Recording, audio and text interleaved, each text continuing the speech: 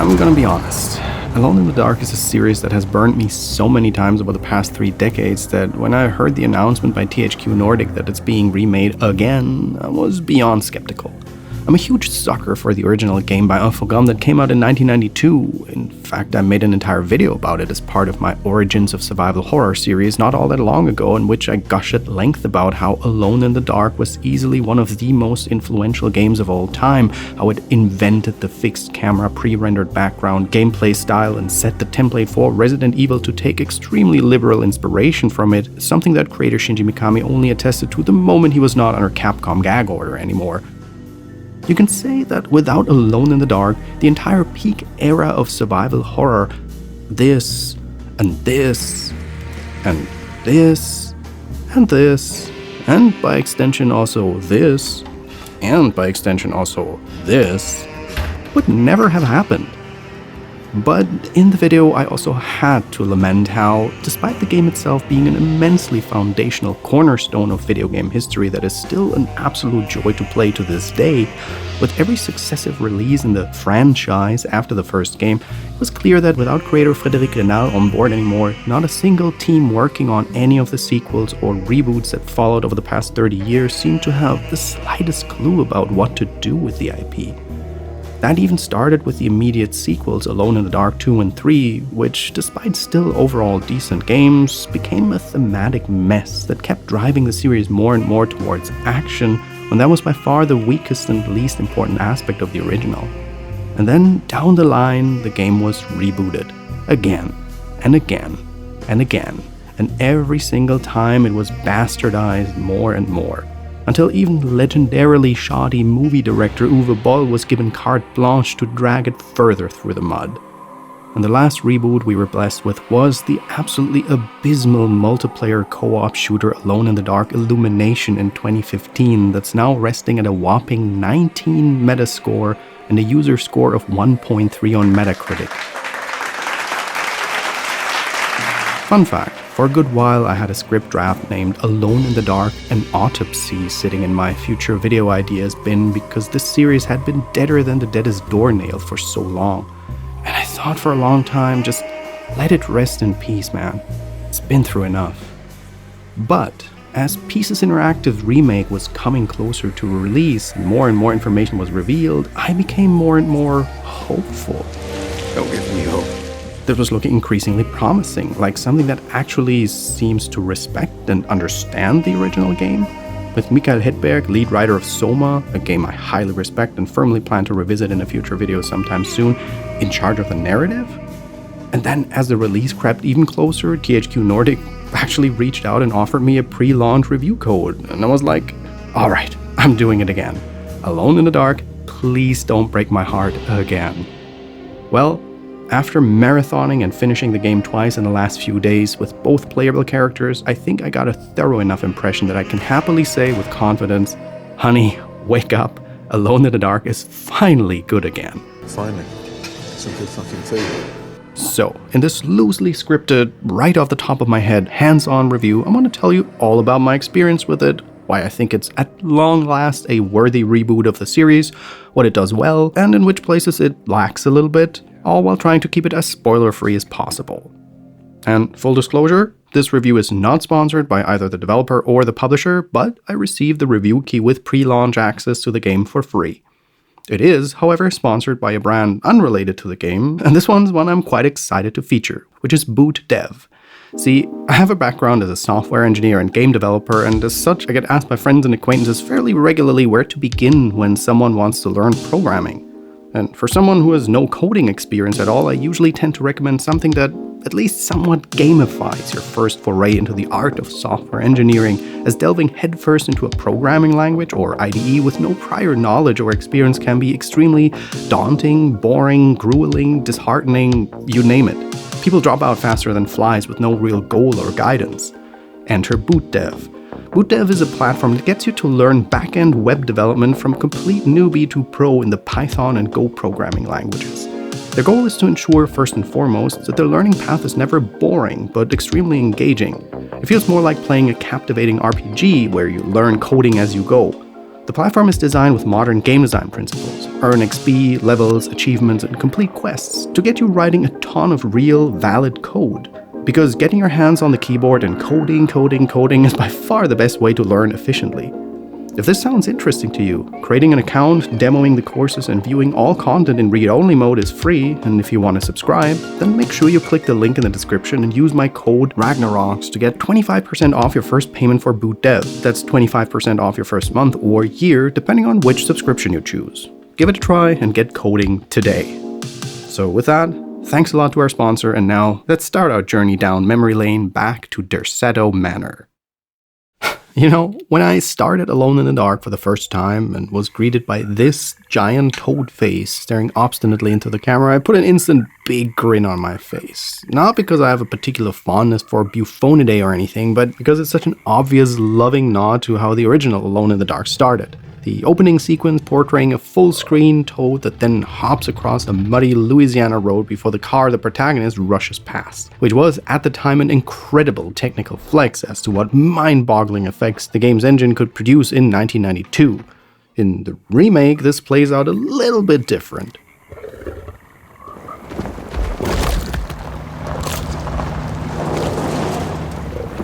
In many ways, now, in hindsight, after having finished the game, this little scene here feels eerily like a microcosm of this remake's relationship to the original in a nutshell, saying something like, "We acknowledge and are deeply fond of the original, and we aim to recreate the spirit of it in a modern coat of paint, but things will also be new and different and unexpected at the same time." Anyway, the game starts with our two protagonists driving sometime back in 1930 across muddy Louisiana bayou country roads en route to Derceto Manor. Like so many horror stories, the events in Alone in the Dark, both original and remake, start with a letter. Emily Hartwood has received a very distressed written message by her uncle Jeremy, who currently resides in Derceto Manor, which has been operating for the past decade or so as a home for the mentally fatigued. Or, as some of the residents would put it, a place for rich people to disappear their more burdensome family members to. For her inquisitive visitation of the place, she has the good sense to hire the service of private investigator Edward Carnby for backup and protection. My uncle's not well, Mr. Carnby. I want to make sure he's all right. Then what's my part in this? You couldn't get a cab? I just wouldn't feel safe going alone. One thing that you'll probably immediately notice, and that the game also wears quite proudly on its sleeve, is the casting of the two protagonists. Edward is voiced by David Harbour of Stranger Things fame, among other things, and Emily is portrayed by Jodie Comer, known from shows like Killing Eve. After playing through both characters' stories, which took me about 16 hours to finish, first playthrough around 9, second around like 7 hours, and I was taking my time with it, walking everywhere so it would look good in the footage, and also checking every corner so you have an idea for how long the game roughly is. Anyway, after playing through both characters' stories, I can say that I genuinely like the casting of the protagonists. They embody their counterparts of the original excellently. Like all the remakes before kept wanting to reinvent Edward Carnby to make him into some kind of heartthrob character, or always something. It was drastically moving away from the original idea for what felt like no good reason, really. But originally he was intended to be a more subdued, film noir type anti-hero private dick protagonist. On my door, a dull brass plate says, "Private Detective." The few friends I have call me Carnby. The others call me the Reptile. I don't care to think what my banker calls me. And Harbour really fits that mold perfectly, while Jodie Comer's version of Emily Hartwood feels like an organic development based on the blueprint the original game provided. It does look at times a bit like Philomena Kunk though, not gonna lie. It's hard to believe I'm playing yet another shitty Alone in the Dark reboot, because I'm not. This one's actually quite good. Well, yeah, not just those two, but the voice casting in this game overall is fantastic. Not just during cutscenes and in-game conversations, but something I'm really impressed by is how many of the written documents that players pick up and read throughout the game are completely voiced by the respective characters that have written them or are portrayed in them. And in some cases, various text segments are not just plainly read out, but properly played out like little audio dramas. Sacred sand, $1. Black cat oil, $1.50. Devil shoestrings, $0.25. That makes $2.75, madame. What was that you were telling the doctor? A goat without horns. What does that mean? You must have misheard me, madame. I said no such thing. Please. I know I don't look like any of you, but I'm devout. I'm ready to do what it takes. Now please, leave my store. A goat without horns. As I said, the game has 2 protagonists, which means that once the 2 arrive at the manor, the player gets to pick which one they want to play as. If you think, oh, this is just like Resident Evil, well, that's because Resident Evil itself took it from the original Alone in the Dark, in which you also had the choice to play as Edward or Emily. But where in the original, the choice was nearly 100% an aesthetic one, in the remake, it drastically alters how the game plays out, start to finish. First of all, you will of course experience all cutscenes, conversations, and interactions from the perspective of the chosen character. Hear their inner monologue, which gives a drastically different spin on many events we encounter. And as the character of your choice goes through the gauntlet the game throws at them, it also plays out wildly differently in parts, especially when it comes to the interactions with the various residents of Derceto and with each other whenever they cross paths. Emily? What are you doing? Detective, how is your investigation going? Plus, there are several chapters in the game that are exclusive to each character. All of this, plus the addition of a collectible system that carries over between playthroughs, where you gather sets of hidden items that, once completed, give you access to hidden knowledge, secret objectives, or extra items, some of which can only be completed by playing through the game with each character. All of this makes it really worth playing through the game multiple times. As I said, I finished both characters' arcs pretty much back to back, and I never felt like the game disrespected my time in any way. Quite the opposite, indeed. On my Patreon, I've shared the first hour of my second playthrough. I first played Emily's storyline and then followed up with Edward's right away. And in that video, you can see my first impressions live as I discover just how much fun I had with the second playthrough right from the get-go. With the events unfolding in a different way, with the combat and gunplay feeling different, with the more bulky character, and especially when rereading documents and encountering events and places that I already had before, but suddenly discovering them with a lot more context, it had a very satisfying, you can only connect the dots looking backwards effect, with things making suddenly a lot more sense with added context and things suddenly falling satisfyingly into place. So while I knew from the start that both playthroughs would be different, I didn't expect to actually enjoy my second playthrough more than the first. There's just so many little and big things that vary between playthroughs that it effortlessly stays fresh. Here, try this. Ooh, it's good. Got a bite? Shortly after our arrival, and after we sneakily break into the manor, we find out that Emily's uncle has indeed, quite recently, vanished, as if he disappeared into thin air, with nobody having a clue where to find him, but equally nobody appearing to be in any way perturbed by his disappearance. I just want to find my uncle before anything happens to him. Oh, don't worry, miss. He'll show up. He is much too lily-livered to kill himself. Why would he? It's his greatest ambition, didn't you know? Take care now. We meet some of the residents of Derceto, as well as several members of the staff, and quite quickly we get the feeling that things here feel weird. That's one major thing that I really enjoyed about the game's story, that conversations and interactions between characters regularly have this uncanny, liminal feeling that something is just off, giving strong Silent Hill conversation vibes. And those vibes don't just stop there. It only gets weirder and more abstract the further we get into the story. I enjoy your light mockery, Miss Hartwood. I can tell we would make great friends. How flattering. After some investigation, we eventually discover that Jeremy seemed to believe he's being haunted by a sinister entity dubbed the Dark Man, and seems to have crossed a threshold into a shadow otherworld, a liminal place where his memories and imaginations manifest. And we are about to engage in a psychological scavenger hunt deep into the darkest secrets of the manor, as well as the deepest recesses of Jeremy's and our own troubled minds.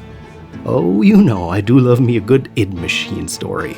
The id Machine, an object which has the magic capacity of directly materializing, realizing in front of us our innermost dreams desires, even guilt feelings. As I said, I don't want to spoil too much in this video, so here's what I'm gonna do. First, I'm gonna point out another little thing that I, as an old fan, found utterly endearing in regards to the modernization of a classic while managing to not trample all over it, like previous remake attempts. Then, I'm gonna tell you what in my opinion is currently, like at the time of release, the game's biggest downside, because I want to front load this as much as possible. And after that, I'm gonna stop the old gamer talk and instead explore how the game actually plays, because I'm certain not everyone watching this video will have played the original and probably doesn't care all that much about how faithful it is, as long as it's an enjoyable game. So we're gonna take a look at this game and what you actually do in it, plainly at face value. See, in the original, you also visit Derceto Manor because of Emily's worry about her uncle, but in that one, he's A, the owner of the house, and B, isn't among us anymore as he had just recently committed suicide, like in so many Lovecraftian stories. And the house itself is populated with monsters, ghouls, and other eldritch abominations that swarm us from minute one. And the game's also rather compact. You can easily get to the credits in 30 minutes if you know what you're doing. The remake turns the manor into a mental refuge and treatment facility, which allows for a quite sizable cast of characters to interact with that form the basis of a pretty complex web of mystery, subterfuge, and intrigue we get to gradually uncover. This is one way the remake tactfully expands upon the source material without trampling all over it. The other way is how Jeremy's deals and shenanigans with dark entities that plague him open up the means to travel into his subconscious and memories, and I find that such an elegant way to expand the game's setting to more and varied locations than just the manor itself, but we get to explore a host of interesting places outside of Derceto without technically ever leaving it. And it's really to the game's benefit. While the mansion itself is lovingly staged and quite intriguing to explore in my opinion, Alone in the Dark takes the players to a variety of different time period accurate locations and settings that feature some incredibly stark and striking vistas and sceneries that more than serve to break up the monotony of being set in just one single location. Whoa, what happened? But yeah, let's get to what I personally feel is the game's biggest downside at the moment. By that I mean really at the time of release. See, I told you that I got this game for free to review it, which definitely has an impact on my perception of it because it made me dodge the $60 price point on launch. Completely honest, I wouldn't have paid it.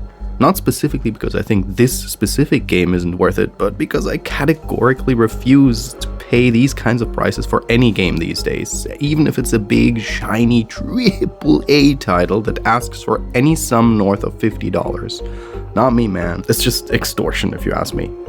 And given the fact that Alone in the Dark is not a AAA budget production, I have the feeling that the steep launch price might be THQ shooting themselves in the foot, not gonna lie. Ultimately, that's of course up to you and your finances to decide, but my gut tells me that a $60 price point on launch might suffocate a lot of the initial momentum the game could get and shoot people's expectations sky high. And as I always say, the expectations with which we approach media drastically influences our capacity to enjoy them. Too high expectations, you do the math. But yeah, with that out of the way, how does it actually play? For anyone who's played the Resident Evil 2, 3, and 4 remakes, or Alan Wake 2, it's quite apparent that Alone in the Dark obviously took a lot of inspiration from this modern approach of survival horror gameplay. We control our character of choice from a third-person perspective with a realistically inert moveset while exploring our surroundings, interacting with hotspots, collecting items, and using them in appropriate places to solve the odd combination or logic puzzle to advance the story. Considering that this game was developed by a comparably small developer team with a drastically smaller budget than a Resident Evil 4 or an Alan Wake 2, Alone in the Dark looks, feels, and controls surprisingly smooth and solid. The environments are lavishly rendered and decorated and regularly look positively dashing, oozing atmosphere with a ton of details scattered throughout many of the locations that invite players to really take their time when exploring the mansion and all of its nooks and crannies. This is underlined by some incredibly atmospheric sound design that managed to give me the chills more than once in moments of ostensible downtime, especially when it comes to making the house feel alive, like it is a character all of its own, which often reminded me of Silent Hill 3's sound design specifically.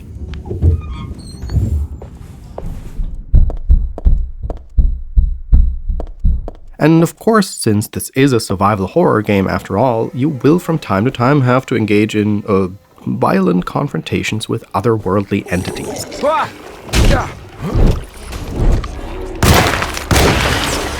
When it comes to combat, Alone in the Dark walks a rather careful, safe path, meaning that it clearly follows the textbook of its survival horror contemporaries, sometimes a little too closely to my taste. Especially when it comes to creature design, I felt a heavy resemblance with Resident Evil 7, as the main type of antagonist is several variations of humanoid, mold-like creatures that grow from the creeping dark fungus that permeates the manor, and especially the skewed, fog-ridden memory manifestations of Jeremy. And in many ways they look and behave very similar to Resident Evil's molded that are scattered all over the Baker estate. The variety of in-game weapons is, in comparison to other games, rather sparse. Players start with a pistol and can collect a dual-barrel shotgun, a time-period-accurate Thompson machine pistol, and later on there's even a flare gun. But that's mostly used as an actual signal pistol and not so much as a combat instrument. Not going to elaborate on that since it's pretty late in the game. Aside from that, we can pick up melee weapons of all kinds, such as shovels, pickaxes, wooden boards, sledgehammers, anything that can be used as a bludgeoning instrument in a pinch. And we can always swing them with a melee attack button, either to club enemies to death or to break through barriers in the environment. But these melee weapons will break after using them a couple of times. My weapon broke! Plus, in the environment there are items like bricks, bottles, and other throwables scattered around that players can grab and either throw directly at the enemy to hurt or kill them, or toss around to distract them when you're trying to sneak past them stealthily. What's important to notice is that, unlike in most other survival horror games, but completely in line with the original Alone in the Dark, there is no save room mechanic. You can, save for certain story sections that restrict it, save your progress at any time, anywhere. Plus, you don't have to manage your inventory, but carry your arsenal freely, more like in a standard first-person shooter. Your ammunition is limited to a maximum round amount for each weapon, as well as a maximum of 5 bottles of booze as a quick health remedy. And aside from that, all the other items you collect, documents, puzzle objects, keys, and the likes, you liberally pile up without any carrying limitation. I'm coming pretty fresh off my playthrough and feel like I haven't fully digested my impressions yet, so I'm gonna mostly go off my gut feeling here when describing combat, because overall it feels absolutely fine to me and quite enjoyable at times even. But at the same time, I also felt at times like it was almost a little too much like what you'd expect from a modern third-person survival horror game. By and large, it feels good. Gunshots boom satisfyingly percussively, and the kickback can be viscerally felt, with enemies responsively reacting to gunfire and juicy particle effects splattering in all directions. The game really tries to pull all the registers to keep combat interesting and varied, giving players the option to try and remain undetected at times, sneaking past opponents to conserve ammunition, and regularly changing it up with segments where you'll have to escape a sudden swarm of monsters, for example. Varying types of enemies across the game, such as the obligatory creepy, crawly bug and insect type monster, and several passages where you're pitted against indestructible stalker type enemies. Plus, also a small few amount of boss fights that feel like they were designed right out of the Resident Evil Hotspot boss fight design book. Like, after about the first half of my first playthrough, I felt like the combat was starting to feel repetitive, a little stale and predictable, which is when I noticed how the game actively started to try and change up the enemy types and variations. It was overall noticeable how it really tried to keep things fresh and varied wherever it could. And yet, I can't say that this aspect of the game left me more than lukewarm, all things considered. It's hard to accurately quantify at the moment, but in many ways it felt a little too much like painting by numbers, where the original Alone in the Dark established something that had never been done before, that many games after it derived from. Alone in the Dark 2024 feels, especially when it comes to its combat, a little too derivative at times in my opinion. I've seen and played this before, and before long, it felt more like it's something I'm doing because that's what expected to be in a new school survival horror game more than anything else. Aside from a few instances where either the player character or the enemies got annoyingly stuck, which is something that was explicitly mentioned by THQ to me when they gave me the review key and a list of issues that are promised to be fixed in a day one patch. Aside from that, everything felt fine. There was nothing really wrong with it. And there were even a handful of sections that really took me by surprise, and certain clever moments and twists that pulled the rug from under my feet that got my blood pumping good at times. But overall, it left me mostly, as I said, rather lukewarm. which is something that I personally never really minded, because I'm a player who doesn't really care all that much for combat as a primary incentive for a story-heavy game, but I consider it more as a means to add to the story, and I think that's where it fell a bit flat. Because at times, it felt like it was there because the laws of pacing demanded that it had to be there without it adding much to the narrative at all. Like, here's a thought. As I mentioned, the game offers these throwable items in the environment, for instance, that you can either toss to distract enemies that are unaware of you or hurl directly at them. An attempt to make the game feel a bit more immersive simmy. The game calls these opportunity kills, and when I read this term, I believe it was when an achievement popped up somewhere or something, it made me think that this was the part where I would have loved the remake taking another big bit of inspiration from the original, because in that game, really, most encounters with enemies also could be solved in a puzzle way that allowed you to avoid combat altogether. Like pushing the shelf in front of the window in the attic before the creature breaks through and attacks you, or putting meat in the stew in the dining room so the zombies are busy eating and won't attack you anymore. I would have loved something along that line in the remake, but alas, those are ultimately just musings. Interestingly enough, though, I did end up enjoying my time with the combat actually a lot more during my second playthrough. For one, because I was more accustomed with the ins and outs of the gameplay, and it felt more natural, more intuitive. But also because Carnby seems to just have a better punch altogether. His revolver packs a significantly bigger punch than Emily's flimsy pea shooter, and when he uses melee weapons, it at least seemed to me that his bulk makes him hit a good bit harder than Emily, which felt more satisfying altogether. As I said, I was personally completely fine with the game's combat for most of the game's playtime, with some really enjoyable sections here and there, and some rather annoying bits in other places that didn't throw me off that much at all, but I feel like a player who approaches this game expecting it to be the most amazing horror action shooter experience ever made, they'll probably end up feeling let down by it. That's my feeling. And that's not really what the game actually tries to be at all. Which, well, as I said in the beginning, the combat was also by far the weakest and least important aspect of the original Alone in the Dark. Something that all teams that worked on sequels and remakes after that so far have annoyingly misunderstood when they kept focusing more and more on action and combat. Luckily, this is not the case for this remake, because for something that's essentially a modern survival horror game, the combat takes a refreshingly restrained role, very much in the spirit of the original, and I was personally really happy about that. When the original came out and the term survival horror didn't even exist yet, the game was largely described as a horror adventure, a classic adventure game that happens to have combat in it as a means to up the ante from time to time. And that's really how I would classify this remake as well. A survival horror adventure with a strong emphasis on the adventure part. Adventure as in a game that advances its story mainly through dialogue, exploration, and puzzles, that is.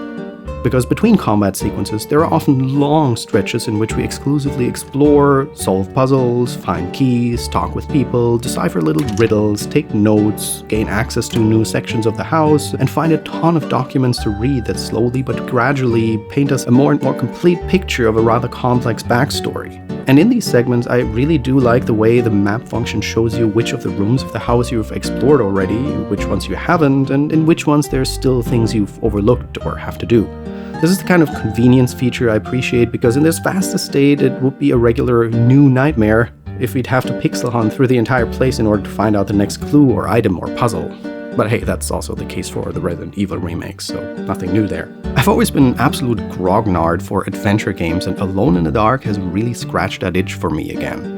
It's a story that really pulled me along and had me hooked from start to finish. The narrative, dialogues, and the many readable and fully voiced documents are well written, intriguing, the narrative is well paced and very decently acted, start to finish, and as a fan of the original, I genuinely enjoyed how apparent it was how much respect and love the developers and writers have for the origins of the franchise.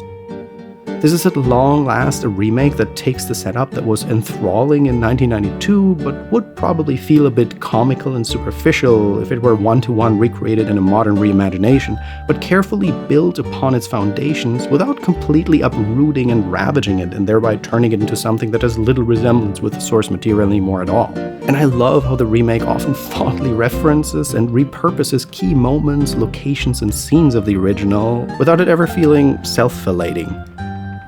A secret door.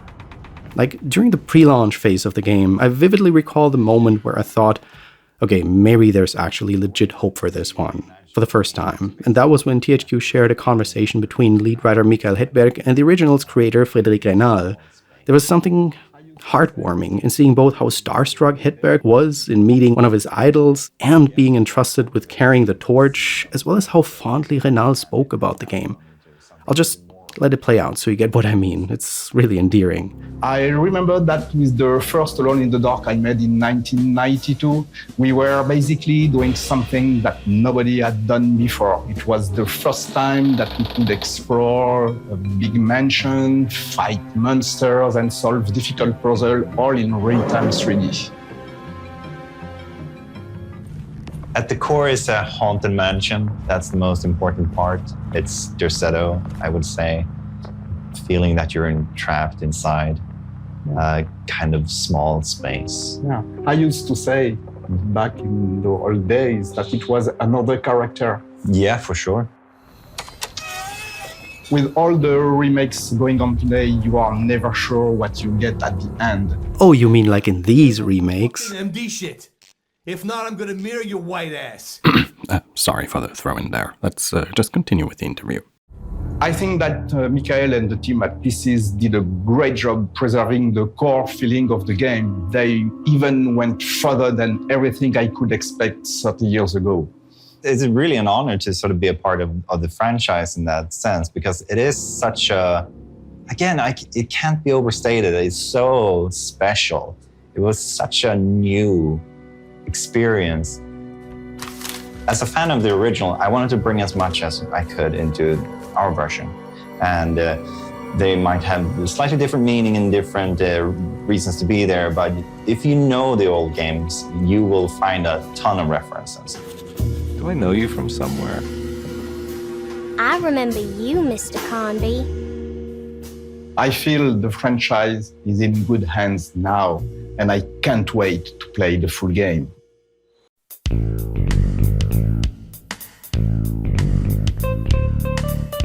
The platypus is probably one of the strangest animals on this planet. It's a mammal that lays eggs and lactates through its skin. And it's one of the only mammals that are venomous. It has a bill like a duck, webbed feet like an otter, and it's amphibious. It's like this weird potpourri of a bunch of different animals that shouldn't be, so much so that the first scientists who were presented with specimens for dissection were initially convinced that it must be a hoax. True story.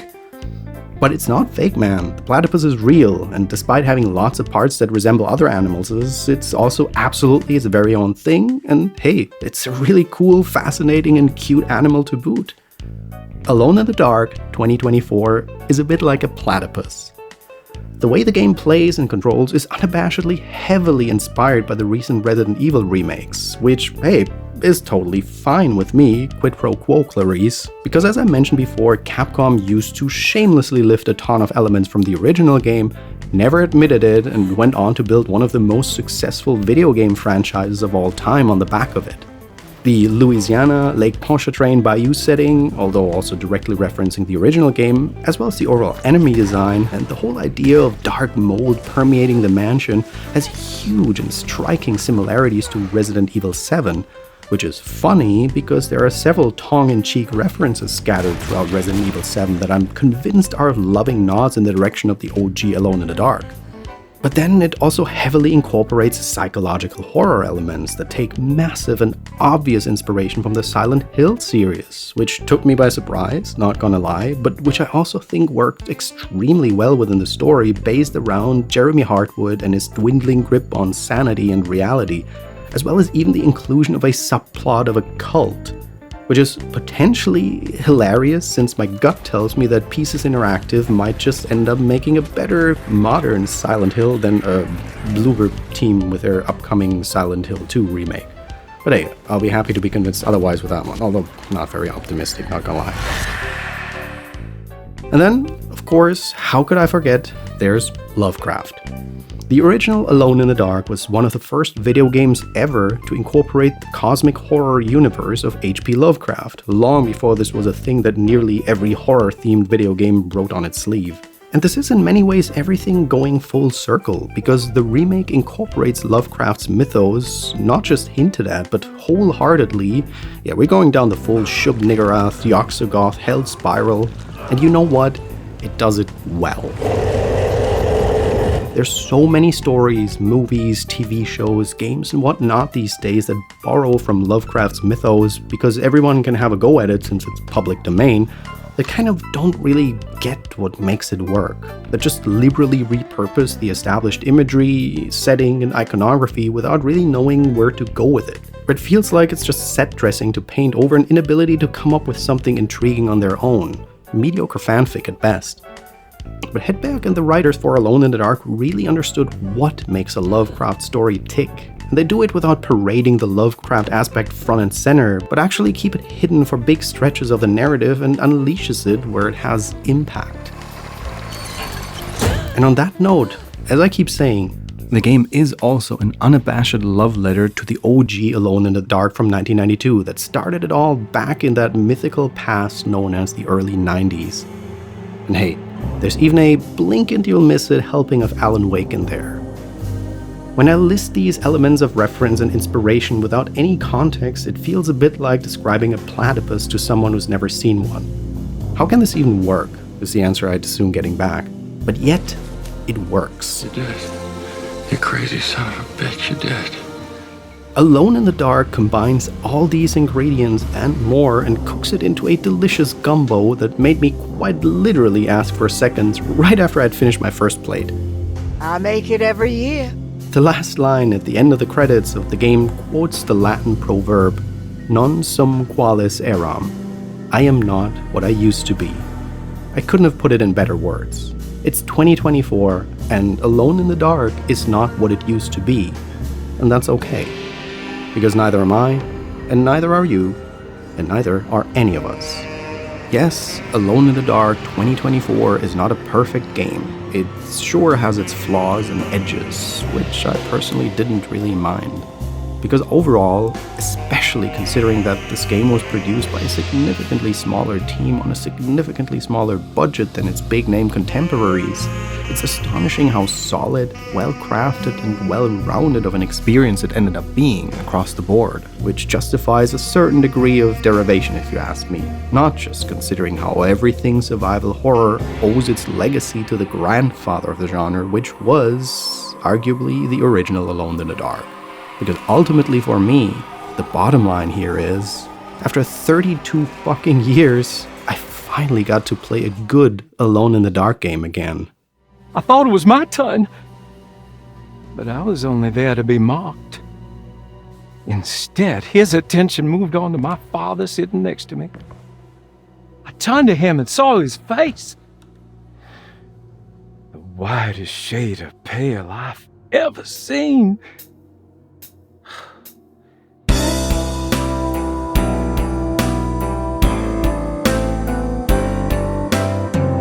Thank you so much for watching. Now, in case you want to watch me play the first hour of the game, at the end of my last video I announced that I started a little backer-only off-topic video series called RagnarRambles, where I do all kinds of shenanigans that wouldn't really work to be uploaded on my main channel. I let my patrons decide on what video to do next, and they voted for me to do a Let's Play. And in the follow-up poll for which game to Let's Play, you guys voted with a pretty strong majority for this Alone in the Dark remake. So just today, because of a launch embargo, next to this video, I also uploaded and released the first hour of my Edward Carnby playthrough over on my Patreon. Which, if you're interested in supporting this channel and interested in my first unfiltered experiences with this game during a second playthrough, wouldn't that be a great petting two dogs with one stroke opportunity? If this is your first video of mine, hey, I'm Ragnar, and on my channel I largely cover old games, indie games, horror games, and combinations thereof, and if you enjoyed this video, please give it a like and leave a comment. It really helps the channel out. And if you'd like to support my work here with a monthly donation within your comfort levels, you can do so either over on my Patreon or by becoming a YouTube channel member. Thank you so much for considering. And now, as always, I'll end this video with a special shout out to these generous supporters of mine. Vincent Kavanaugh, Sean H., Aurora Melpomenik Crescendo, Sunny Sky, 9ball9606, Teraflops, Felix, Giselle, The Spiral Architect, Corey Marr, Lillenby, Chris C., Uziel 1447, Hunter Crawford and Margaret Strawn, Billy Lott, Sulmatul, Jack Taylor, Catherine Escobar, Zodi, Casper Ram, Isabella Stoner, Kerry George, Swiss Hackmod, Angelo Benedetti, Ronan Crom, aka Daniel 242172, Shannon Blue, Thwagam, Dlebin, Kenan Ward, Ari Orson, Gehennas, Chris C., Amber Wiggins, Morgan K., Nathan Gillick, Matt Gretton, Sam Laurel, Gehennas, Laird Wakala, The Spiral Architect, Vasily Prokhorov, Jin Hansen, Lillian B., Adrian Kubiak, Nikot the Brave, Hippo Hobbly, David Zelenak, Thwagam, John Boring, Dana Rosa, Link Hughes, Dr. Haley Isabella Colley, Thomas Bona, Sable Cowell, Lucas Ferreira Leite, Tabby, Kyle Lee, and Felix D. Until next time, ta-ta.